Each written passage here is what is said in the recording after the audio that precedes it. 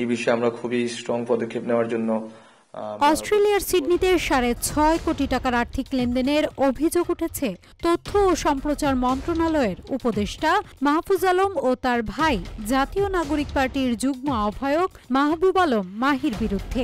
অভিযোগ করেছেন online activist Boni Amin. তিনি দাবি করেন মাহবুবের অস্ট্রেলিয়ান ব্যাংক অ্যাকাউন্টে এই বিপুল অর্থ জমা হওয়ার বিষয়টি তদন্ত করছে সে দেশের আর্থিক গোয়েন্দা সংস্থা।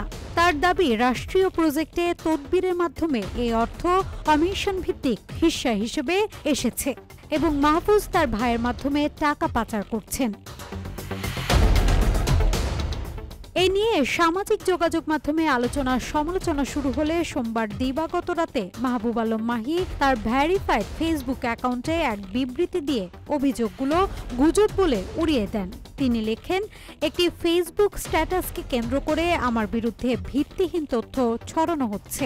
আমার ব্যাংক অ্যাকাউন্টে গত 6 মাসের বিবরণী প্রকাশ করেছি যা এখনো সচল রয়েছে।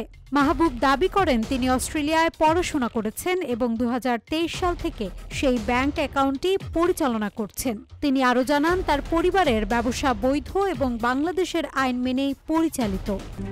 RICL TMX, যুগের পর যুগ স্থাপনা থাকে মজবুত। তথ্য উপদেষ্টা মাহফুজ আলমও বিষয়টি নিয়ে অবস্থান স্পষ্ট করেছেন। ভাইয়ের পোস্ট শেয়ার করে তিনি লেখেন, রাষ্ট্রের আমানতের সঙ্গে কোনো আপোষ করা যায় না। আমাদের পরিবার কাউকে তদবির করতে দেয়নি। যারা এসব গুজব ছড়াচ্ছে তাদের পেছনে রাজনৈতিক উদ্দেশ্য রয়েছে। তিনি আরও জানান, একবার বিটিভির একটি টেন্ডার ঘিরে তার ভাইকে পার্সেন্টেজের লোভ দেখিয়ে কাজ করার প্রস্তাবও দেওয়া হয়েছিল, কিন্তু তিনি তা নিষেধ করেন এবং পরবর্তীতে সেই কাজটিও স্থগিত করা হয়। এদিকে মাহবুব আলম বলেন, বনি আমিন 24 ঘন্টার মধ্যে ক্ষমা না চাইলে তিনি আইনি পদক্ষেপ নেবেন এবং ইতোমধ্যে অস্ট্রেলিয়ার আইনজীবীদের সঙ্গে যোগাযোগ শুরু করেছেন। তার ভাষায়, আমাদের বিরুদ্ধে কোনো আর্থিক অসঙ্গতির প্রমাণ আজও কেউ দিতে পারেনি, পারবেও না। তিনি ও মাহফুজ দুজনই মনে করেন এটি একটি পরিকল্পিত রাজনৈতিক ষড়যন্ত্র যেখানে একাধিক দলের প্রভাবশালী ব্যক্তিরা জড়িত রয়েছেন।